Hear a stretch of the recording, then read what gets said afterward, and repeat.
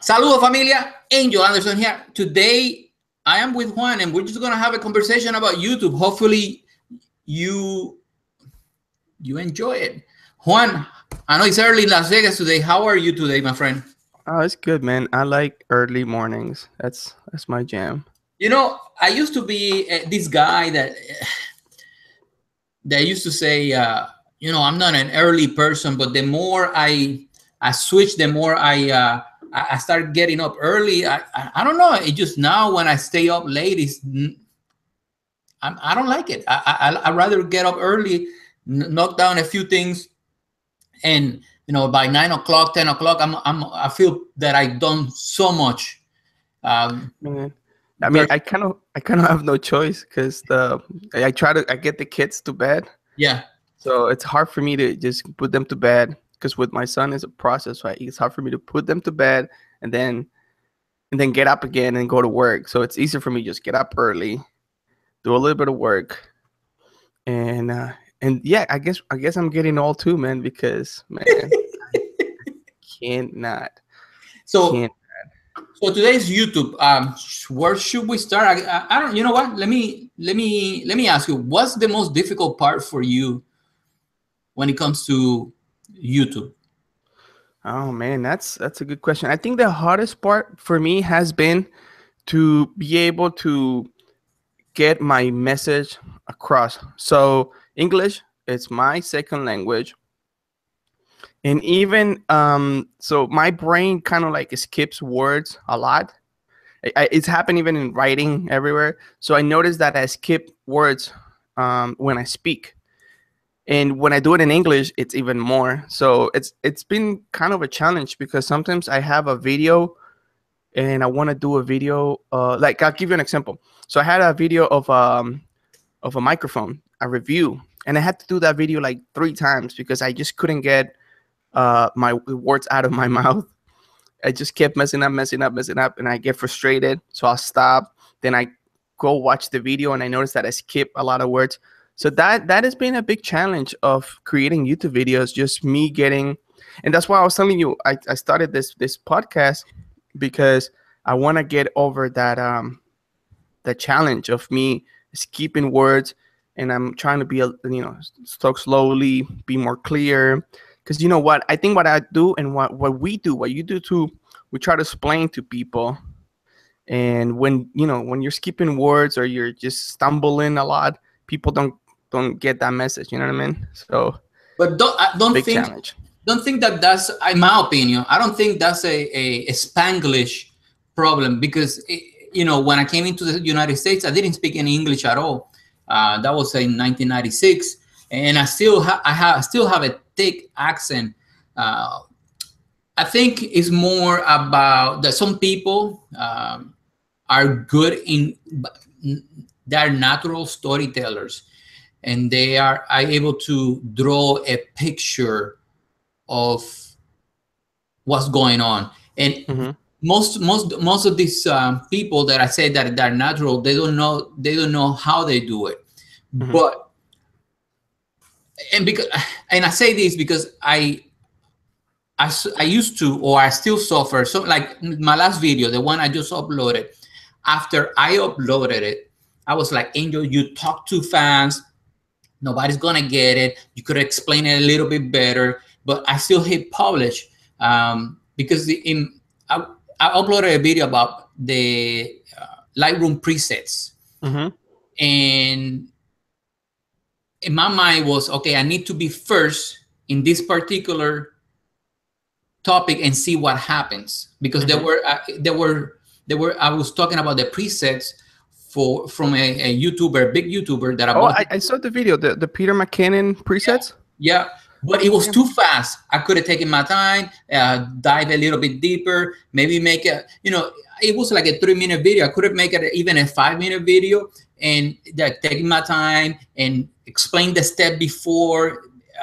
I recorded in QuickTime instead of I had a problem with QuickTime. The audio wasn't syncing, and so the video wasn't the one that I was extremely proud, but I hit publish. So I talk fast, And so one thing that helped me, that I'm going to give you two things that, in my opinion, that helped me. And everybody, whether you're uploading YouTube, some videos on YouTube, or are entrepreneur or small business owner. So the first thing that helped me, it was joining Toastmasters and going to the meetings. Oh yeah, I have a friend. I have a friend in Toastmasters, and he wants to bring me like next week or something because he said it's helped him a lot. Even if you don't join, do what they call the table topics. That is impromptu speech. So basically, what they do is they give you a topic, and you have to talk about the topic for a minute, minute and a half, from a minute to 2 minutes, and you get feedback. And what I like about the Toastmaster feedback is it's constructive encouragement feedback, meaning they call it the sandwich feedback. They tell you what you did good. They give you the areas of improvement, and then they praise you again, because it takes guts to get up in public, especially in front of people that you don't know, and talk about something that you don't know about. So they'd be like, okay, it's good that you got up, you sucked, and nice shirt. But you know what? If you find the right group, you will enjoy it. You will have a great time. For the whole time I was in England, I joined. Then I became the marketing guy for one of the clubs. Then I became the area director, and I saw everything that they were doing at the club, district, and higher levels, and it's a good program. I'm not selling it. I'm not here since I've been in Florida. I haven't attended a meeting. But the second thing that I think it was a game changer for me, because when it came to YouTube, and this change happened recently. So I avoid winging the videos, meaning me too. like the one from yesterday, the last one I uploaded, it was kind of half winged, because basically what I did is I updated the video, the Lightroom, and I'm like, okay, where's the preset? And then I fix them. I'm like, you know what? Let me record a video. So it was kind of half winged, so basically what I'm doing now is I create the bullet points, or basically what I want to do on a blog post. And I use the blog post as the loose script. It's not word by word. So even if I don't hit publish on the blog post, let's say that I'm going to talk the three things that help me on YouTube. And you know what? We haven't shared this video. Let me share this video. What we talk. Let's say that we're talking about the three things that help me about YouTube. So I type the bullets, and that's a good video that I can publish with. That's a good topic or good blog post that I can publish without a video. But now that I have those three bullets on a blog post, I add the complementary video, and I can embed that video and add substance to that blog post and keep promoting that blog post. So it's like just to add to that, like I feel like because I started doing that too, and so like my videos started to become more like 5 things about Canon, and 5 things why I love Sony, or 5 things about Panasonic, or whatever, you know what I mean? But like that was, I started doing that too. And you know what, that helped me too? That started cutting a lot of the, because, you're trying to think, you're trying to grab the next thing, but if you have it in front of you, you just kind of like read off of it. And that kind of like, it's been guiding me. So like the video just getting a little bit more, just condensed in a way. And it's not so much of me trying to like, oh, what was it going to say next? It's like, it's all there. It's like, yeah, that's true. That helped a lot. And it structures your video too. When you're trying to explain someone, it structures your video. Because I've noticed that, yes, I can get the views, but let's say you make a video and this video gets 1,000 views. Yes, you got 1,000 views, but if you're able to get that message across, now that 1,000 views can transform into maybe 100 subscribers. You know what I mean? Versus it would be 1,000 people that watch 20 seconds and left because they weren't getting value. And I totally agree with you, man. And that's what I'm trying to do right now. Just trying to get better, trying to explain things better. But you know what I noticed? Like the videos that do the best, because I have some like drone videos that I have done really good. I'm passionate about what I'm talking about. When my passion goes through the screen, like people. But when I make videos like the microphone video, I was just like, oh, well, I'm just trying to explain. Like, there's nothing to get excited as much with a microphone. So, like, because you're bringing the value. But I totally agree with you, man. Like, writing down the bullet points has helped me a lot. What else? So I started doing it because I felt, in my opinion, it helped me create a better video, but also, you know, at the end of the day, you have to promote your content, your video. So I saw it as another way to promote the content and the videos. Anything else that have helped you create besides passion, like you just said, when when you're talking about a drone or a microphone? By the way, I just showed some drone video. And nice.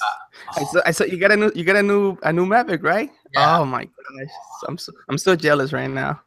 I haven't edited too much, but I want to do some craziness, and I start playing with the active tracking. But let's see how that works for B-roll. What else has helped you create better YouTube videos? You know, okay, so here's one. My studio. Like the studio has helped me a lot.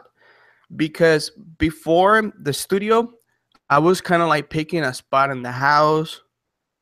And I'm one of those people that if the video is not like at least decent, like I won't share it. Like I'm just one of those people, like I can't just be like, whatever.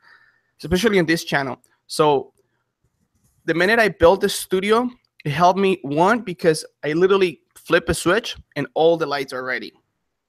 So before I used to set up the lights, and that was very annoying because that take me like 30 minutes, 40 minutes just to set up. And then by that time, like the energy was like wasted on the setup. And then I didn't have energy for the video. And the fact that I kind of like been creating this, if you go through my YouTube archive, you can see like this has evolved. This was yellow. First was like a brown wall. Then we painted yellow. And then we changed to this. So that's helped a lot because now I'm kind of branding, and I noticed that people respond to that a lot. Like people will be like, oh, wow, this guy is putting a little bit of extra work, and they've been subscribing. And also this has helped me because now that I have my G85, which honestly, man, like it's great for studio work. It's great. But I literally just turned the camera on, set me on focus, and I'm ready to go. So that's helped me because it's taking a lot of the stress. You know what I mean? I think you're removing barriers. You're removing. Sometimes you might not want to create a video. Sometimes you have other pressing things to do. I think it's also about barriers. You like you said, you flip the switch, and like having a, you don't have to set up every time you want to create a video. And man, that's a game changer for me. Always having a studio, having, just sitting up here.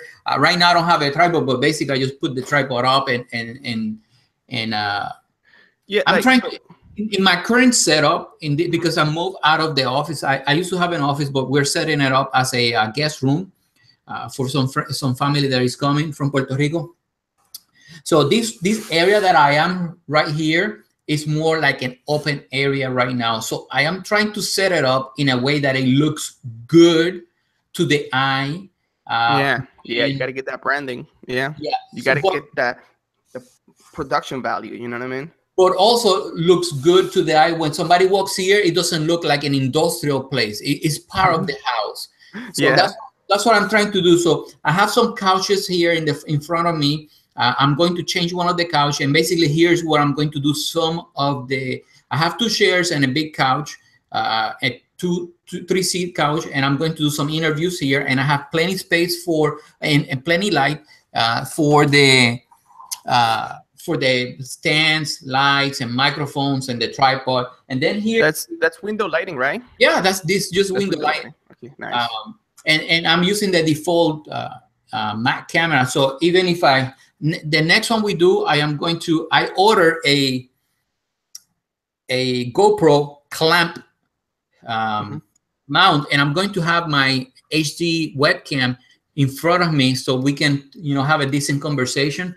Like this one? And that webcam, let me see. Oh, I haven't bought any of those yet. How do you like them? I do. It's just one of those things that I thought I was gonna use more. Because yeah, it's just one of those things I thought I was gonna use more. I haven't used them as much, but they're handy. It's just one of those things that is nice to have in your bag, and eventually you'll use them. But quality wise, this is great. Like, this is amazing, and they're like Legos. You can just build them out. So I know people that have 50 of this, and they carry them everywhere. And you want to put your camera, you want to put a light, you want to put a microphone, boom, this saves your life. So yeah, I totally recommend it. And I get a lot of newer stuff. Have you seen that brand? Yeah, it's pretty good. Let me ask you, you said people carry them everywhere. That's a question. Let's talk about that, because I think do you carry your camera all the time? Yeah. Yeah, I do. I'm always with the camera. What is your everyday setup, like the one that you go? Let's say that you want to go to the grocery store and you bring the camera or a bag. What is your setup? Oh man, I wish I had it with me. But lately, I've been bringing the little GoPro, the GoPro Hero 5, and I got the Smooth Q from Shein, and that comes like in a little guitar case, and I bring that everywhere. But I have the G7X, which is kind of like my go-to camera. But lately I've been doing that little GoPro. Yeah, yesterday we went to see something and we took the GoPro because I can give it to my son, I can give it to my wife. It's like easy; they can just kind of point and shoot. And like that's what I've been using like lately. So I bought this bag, and I'm gonna try this as my daily setup. Nice. And the only reason I bought it is because B&H had it from $100 to $30, and I had a $5. Basically, I ended up paying like $24 for it. Nice. So here I have. I know you don't like these tripods. Nah, I don't trust them. That's my next video, between this one. Get them out of here. And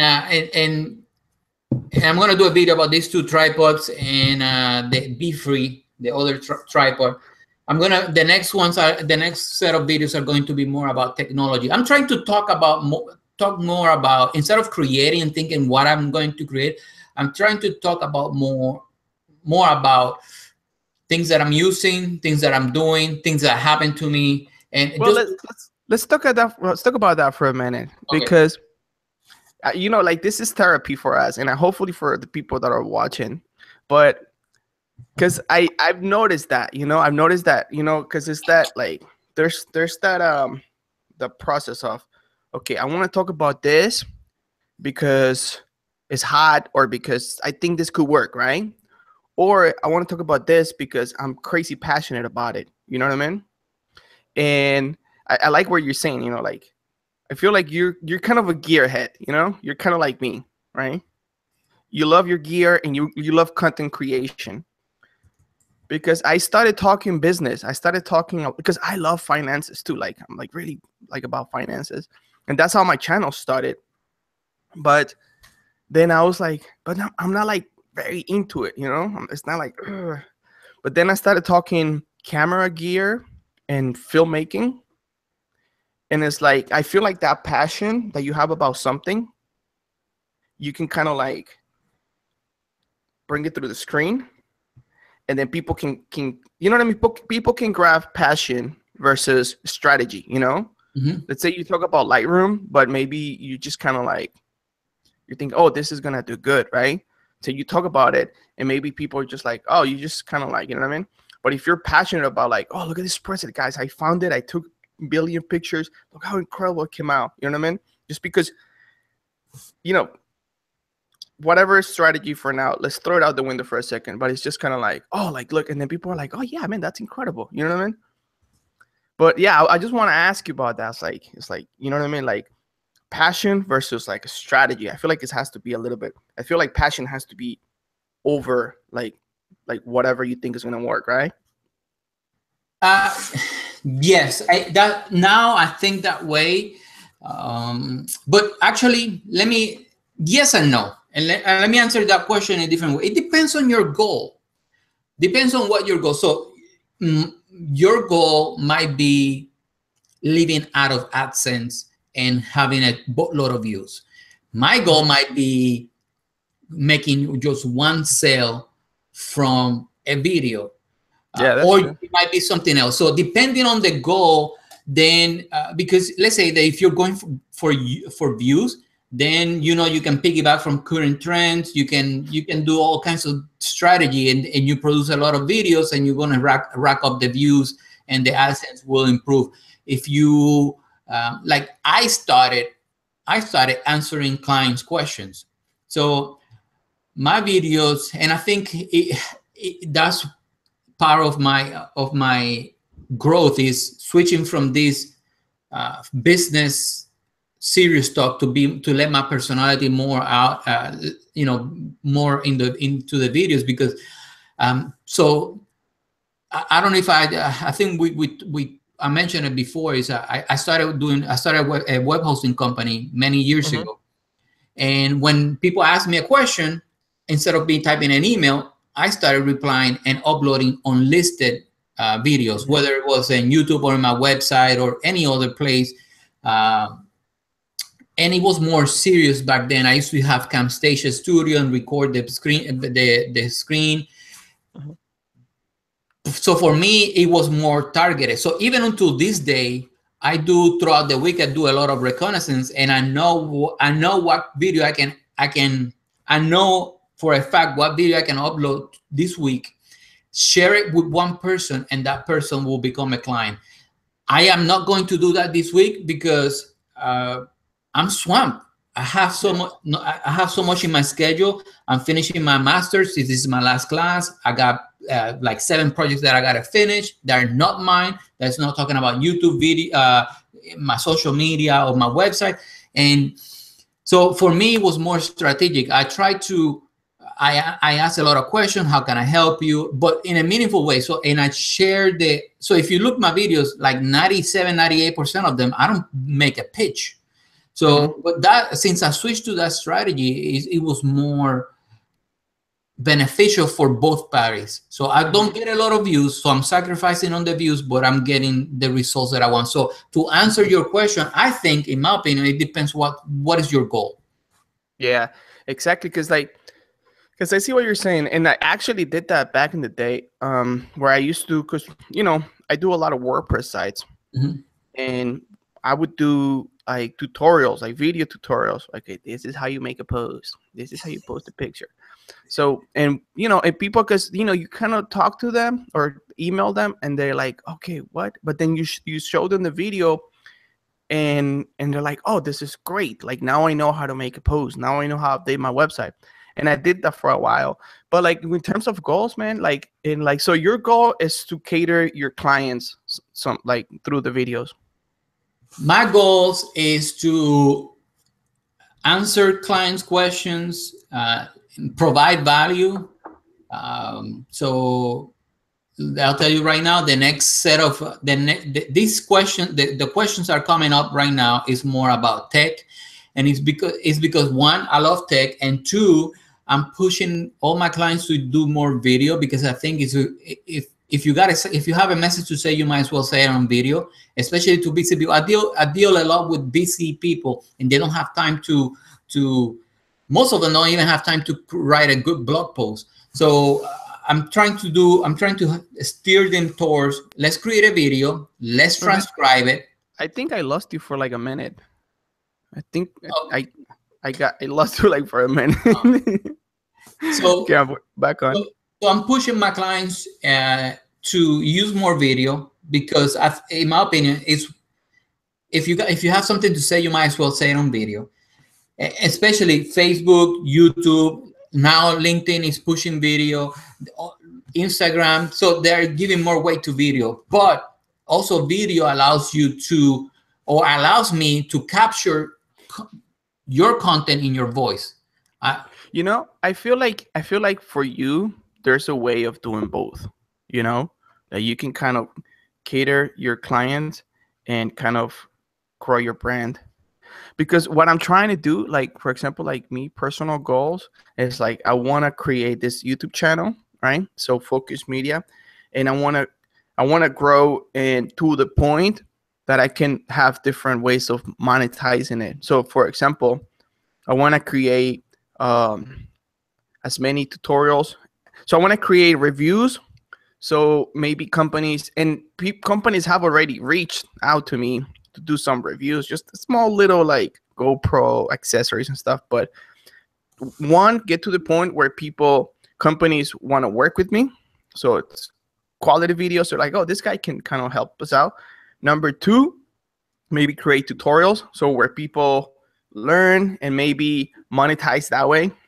And number three is maybe have products that we can cater to all this DIY filmmakers and content creators. We're like, oh, here we got you. You know what I mean? Kind of like Peter McKinnon, like he was selling his LUTs. I really like his LUTs for video, and I know there are people that do certain like similar things, but that's kind of one like I'm thinking, because I have a vlog and I was like, that's for fun.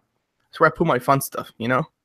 But like this channel is kind of like, okay, I want to build a side income through this, you know, down the road, but like bringing value to people. So that's kind of like where my goal is. But I feel like you could do both. And you can. Yeah, and like let me ask you this, and what do you think? So because you know my situation, and it's not getting to it, but like I know a lot about WordPress, Photoshop. Like that's my bread and butter, man. I've been doing web design for 8 years, and I know all this web building tools and stuff. And I was thinking, man, what if I start doing Photoshop tutorials and WordPress tutorials? But I was like, but maybe it won't fit this brand. You know, what would you do? What do you think about that? So the first thing I will do I will tell you to do what. So, okay, let me take a step back. I can give you an advice, and that doesn't mean that it's going to work. But my advice is for you to try it anyway. You read something on a book, and that doesn't mean that it's going to work for you immediately. So your job is to figure out why it didn't work. So for example, my advice to you will be post on your personal Facebook page, in your Twitter, in your LinkedIn. Hey, next week, I want to create a video tutorial. What video tutorial I can create that it will help you. But that's my strategy, because I'm helping them. So, and I do that. And somebody comes, hey man, I'm struggling with Facebook Live, or hey Angel, the next one in my queue is about Facebook chatbots. So, and it's going to be a couple videos, maybe 2 weeks or more, that I'm only talking about Facebook chatbots, because that's the conversation is coming more often. So that's what I do. I ask them what videos they want to watch, and that works for me. But I just don't spam the same question on Facebook. I actually go and do something that I know a lot of people don't do. I'll go old school. I go in my Facebook and I will send a personal message to Juan, and most likely with a video message. Hey Juan, a quick video just for you, not for the masses. Hey Juan, hook me up, man. I want to create a video tutorial. What video tutorial I can create that will help you? Thanks, I appreciate it. And I will send videos like that. And I do have a rolling list of conversation on Facebook. And for me, it's more about when I can answer that on a video, even if the video only gets 30 views, I'm providing value to you. And if the more we continue, the next time you need something that I can do, I 9 times out of 10 people will call me. Like the other day, I had somebody that want to hire me for 2 websites, Yeah. and I'm not pitching. So that's It's my it's that's my tricky, way. right? It's tricky, right? Because like for example, if you see like you know, I'm all about the brand, right? And when I see Focus Media, that's why it's not my name. This is not like the Juan Ramirez channel. This is Focus Media. And I'm kind of like struggling with it because I don't want to like deviate too much from the brand because I don't want to confuse people. I want people when they come to my channel, like, okay, this is what I'm coming for. So it's kind of like tricky. It's like part of because you know you probably have a billion things you're passionate about. You're passionate about gear. You're passionate about family. You're passionate about time management, which that's great content, by the way. I'm passionate about cooking, whatever. You're passionate about taking pictures of flowers, right? And you kind of want to be like, oh, I have this YouTube channel. Let me put all these things that I'm passionate about, right? And for some people, I worked, and I think the best example of someone who's been really broad that I really like, it's Roberto Blake. I like him because I met him because of graphic design, but then one day he talks cameras, and then he talks a lot about business and social media. And I feel like he's done a great job, but that's kind of where I'm at right now. It's like, okay, maybe I should protect my brand, my YouTube channel, and just be like, no, this is a filmmaking channel, DIY, gear, content creation. Just stay in my lane. So when people come to it, they okay, all right, I know what this guy's doing. Because it's a dilemma that I have because I don't want people to come. They subscribe because they like a drone video, for example, and then next week I'm doing a WordPress tutorial, and these people are like, what is WordPress? I don't even know what this is. And So then they're like, I'm out. So I don't know if I ever told you, but when I was in England, I went to I went to the YouTube offices, and I did a boot camp over there.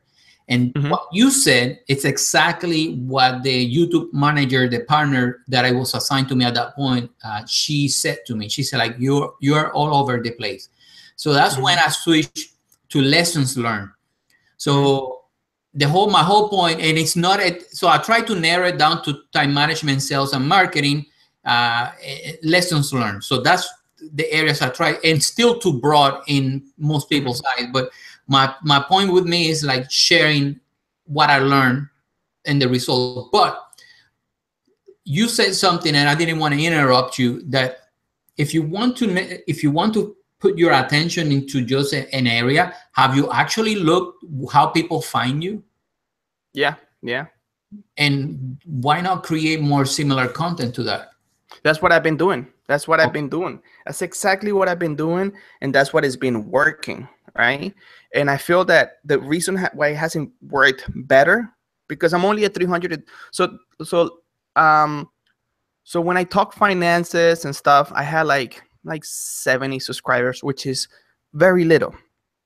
So in the summer, I switched to gear. In the summer, that's where I made the switch. Since the summer till today, I've gained 200 and almost 300 subscribers, right? So I'm like, okay, I get it. That's what people want. That's what people kind of like gravitate towards, right? And then let's say if I'm like, oh, okay, but my situation, let's not get into it. I'm like, oh, you know what?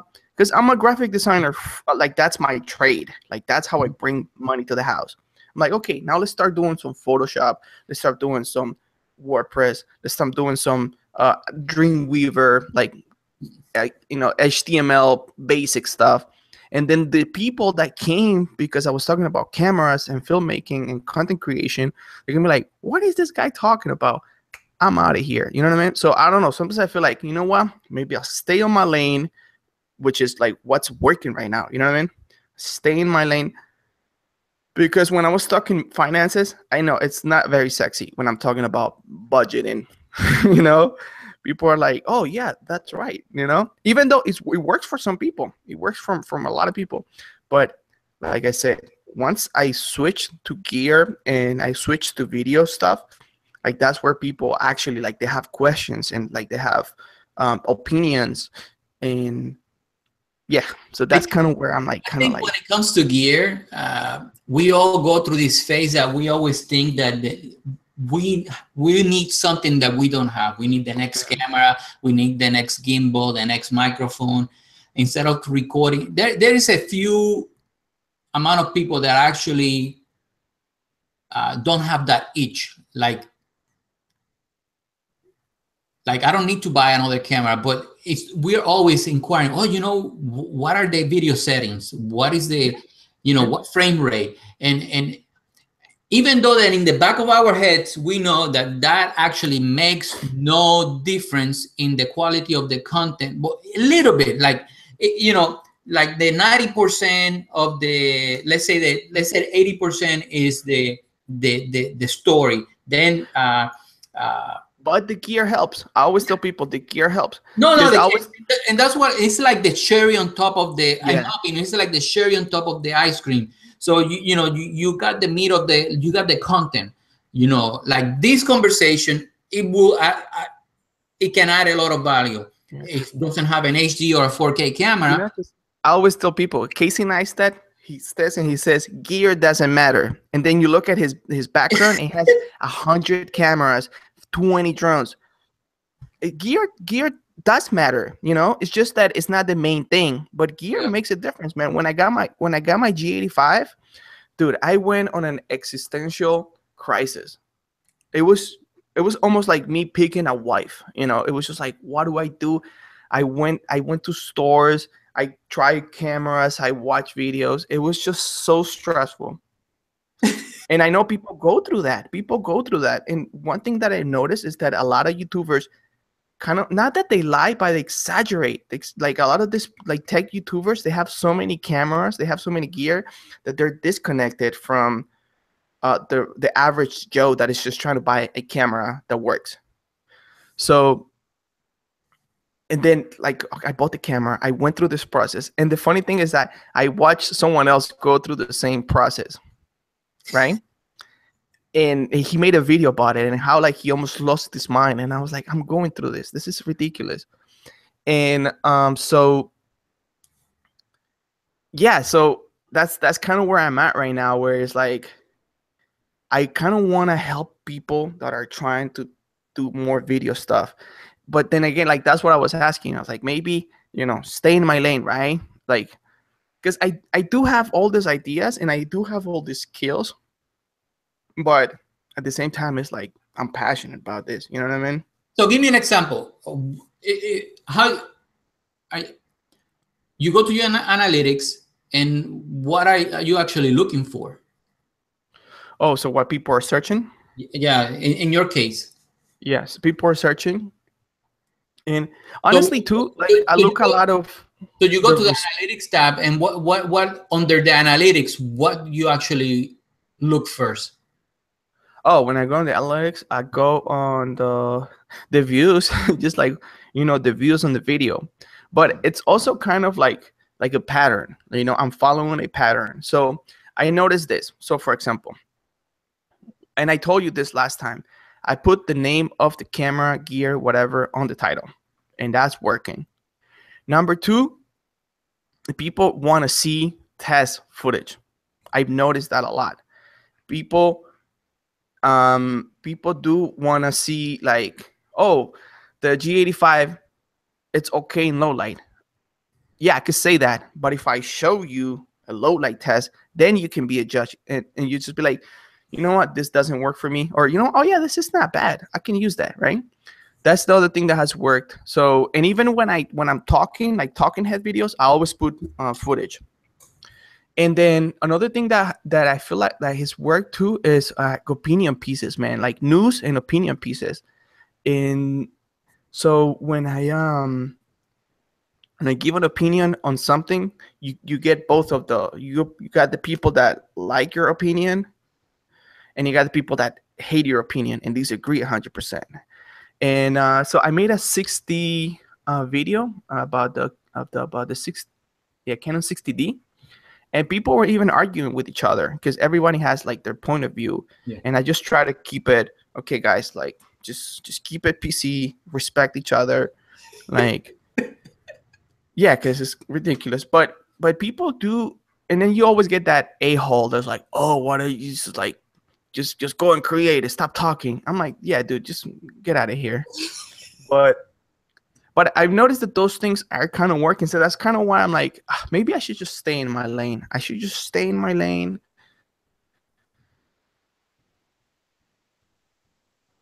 Yes, development.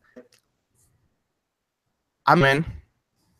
You got I'm Juan. You gonna got be cut off making there for money there, regardless. Maybe I'll just stick this, like that brand, yeah. and just keep it going. I don't know. So one of the things that I am concentrating more often when I do my planning is I look the traffic sources, and I'm trying to look more what suggested videos are bringing views to my channel. Yeah, me too. Yeah. So I used to just work on Google search, or the what's they called, the let me click on the tab right now. Oh, the Google Trends, maybe. I used to look just the YouTube search, and concentrate on YouTube search. That's more like SEO, like that's how much like people find you when they search, and that used to be like a ratio of let me see if I can give you an exact, but it was like by 2,000-3,000 views different. The first column is views, no, minutes watch is the first column. It was the YouTube search versus the suggested video, and now I'm looking at right now, and the suggested videos are 200 minute 30, so 1% more. It's a 200 minutes watch more than search. So since I started doing the looking what people are bringing traffic, no, that also gave me about 50 new subscribers just looking that, and I'm gonna keep doing that for a little bit. But my challenge is with that view or that strategy is that, for example, I click on suggested views because somebody told me, somebody I look up to say that's where you need to put your focus on. Like if you want to gain more traction, put your focus there. But here, so my suggested video right now is from Puerto Rico, video grading on Nikon D5200. I can do that one, and I can spin a second video on the Panasonic. I saw your Puerto Rico video. They're really good. That, by the way, watch the vlog. Like that was incredible, dude. Like I love that because it was pretty like, you're going down there and you're kind of like showing what's good. You know what I mean? Like I almost feel like you were more real than the news, because the news, like when let's not go politics, but when someone went down there and he was walking, I was like, he's not showing any of what you were showing. You know what I mean? Like show the bank, show the people, like just standing a whole day in the bank. Just don't be like, I don't know, but like that was a great video, by the way. Thank you.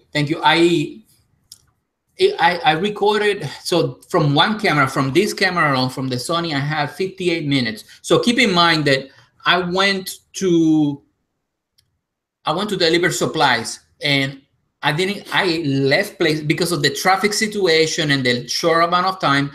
I was in a mental rush to deliver and move and keep moving, and I missed a lot of great shots. But even though I recorded 58 minutes of video and I had a lot of pictures, but if in the future I do anything similar to this, it doesn't matter if it's in Puerto Rico or any other place, I will bring a dedicated person. And I will tell you one, and before we get sidetracked for YouTube, it's great content for YouTube, but you have to show proof of what you're doing, especially when you take donations from anybody. It's not about you being put on a pedestal. That people are going to talk bad about you if you put too many pictures like you're helping people, and people are going to talk bad about you if you don't do it because you haven't shown proof. So my choice is not to have my word be compromised, or people doubt what I'm doing. So I choose for transparency and document the process. But I didn't have the time. So next time I do anything similar to this, I'm going to bring somebody that their job completely is to capture pictures and video.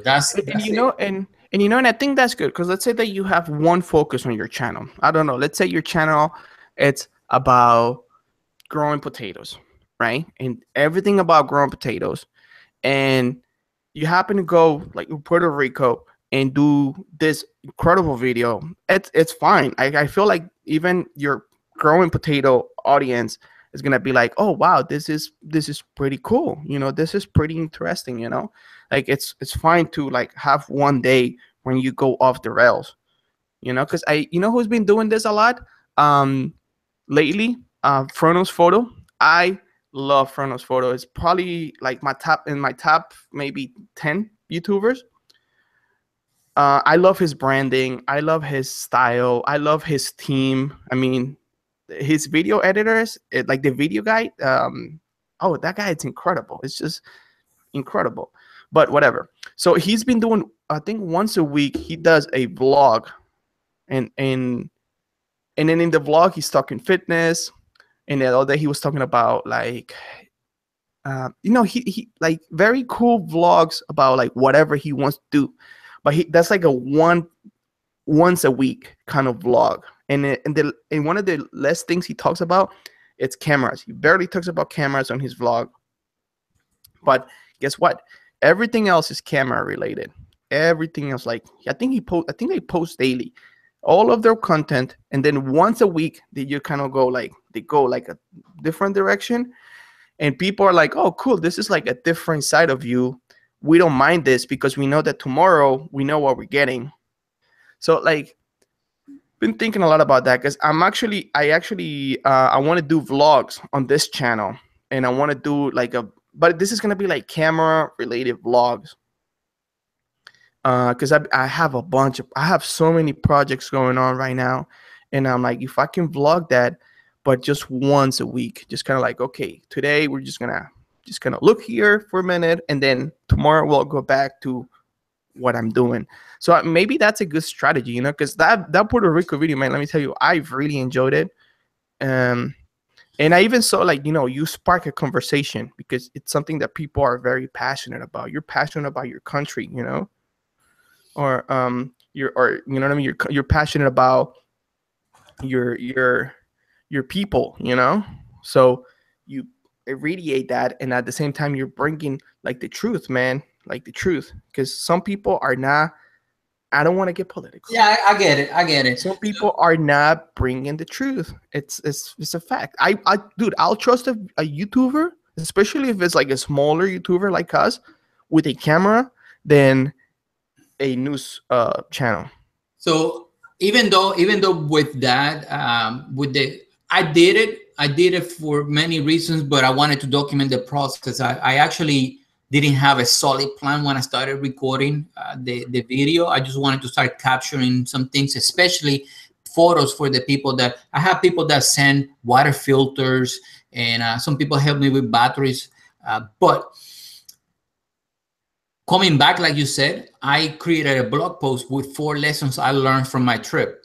And I think it will help anybody that is planning to do, that has never done an operation like this or taken any donations, and is going to go and help somebody. And one of the ones I share is like, okay, hey, don't bring any big cameras, travel light, bring a point and shoot camera that you can charge with a USB cable, use a battery bank, and I uploaded the blog post, and the next one is going to be a video about it.